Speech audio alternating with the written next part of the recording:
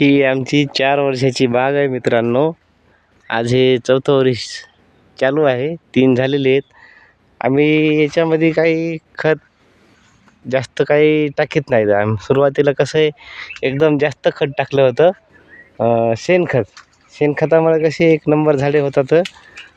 आणि त्यांची बी समजा बाग अशी मोठाले होत नसतात, झाडं काही होत नसतात, तर त्यांनी काय करावे, शेणखत टाकावे. शेणखत टाकलं की एकदम असे बघा, फक्त एक माणूस जाता येते.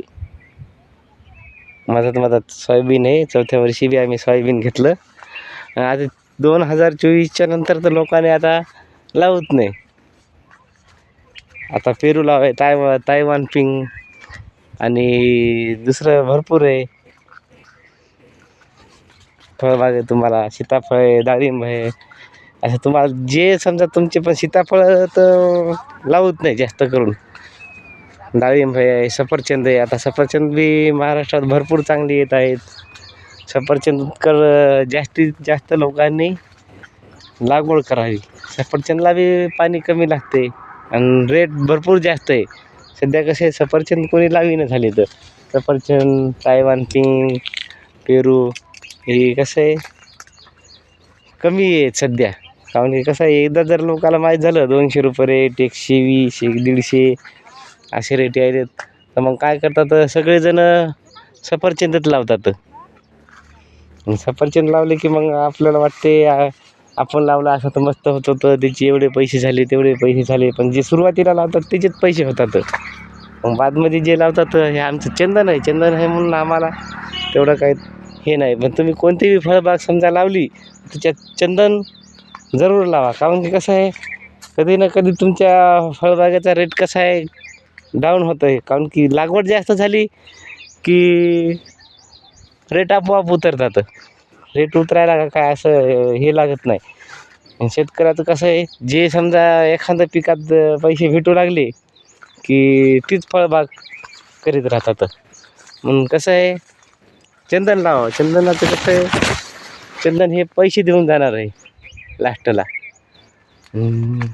आता याच्या पुढे 2024च्या पुढे तर सीताफळ लावत नाही. कारण की 30-35 1 नंबरच्या क्वालिटीचा 40-45 रुपये रेट 2023मध्ये होता. कारण की आता 20च्या नंतर 21, 22, 23चे जे लावलेले आहेत, आता त्यांचे भरपूर येणार आहेत आता इथून पुढे माल. आणि सीताफळाचे रेट कसे आहेत, एकदम डाऊन होणार आहेत.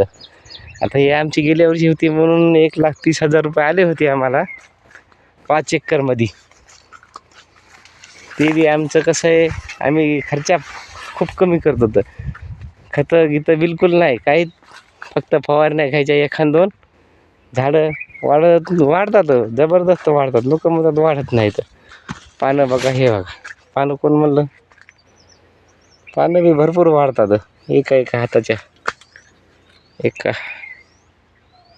हे बघा, एका हाताच्या तर हाता एवढाली आहे ती एक पानं वाढतं. तर सगळं वाढते. कमीत कमी खर्चा सीताफळाच्या बागेला केला पाहिजे. आणखी कसं आहे, हे जंगलमध्ये येणार आहे.